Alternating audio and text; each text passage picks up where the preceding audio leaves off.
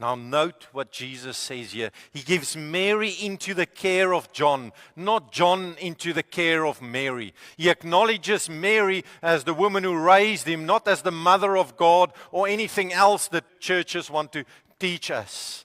She was a woman chosen in God's plan. And there was one call to care for her. That's what family is about. That's what church is about, to care. Do what Jesus asked us to do, to be love. Hierdie herinner my en jou ook vandag dat Jesus jou hartseer sien. Jy ly nie alleen nie. Jesus gee om. En dan kom Jesus by hierdie absolute oomblik van verlatenheid. A moment of abandonment when we read in Matthew 27 verse 45.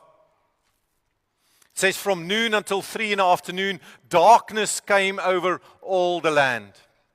Verse 46 says, about 3 in the afternoon, Jesus cried out in a loud voice, Eli, Eli, lema sabachthani. And this means, my God, why have you forsaken me?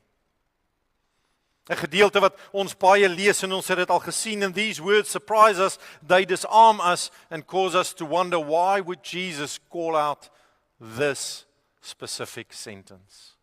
Use his breath to say, why have you forsaken me?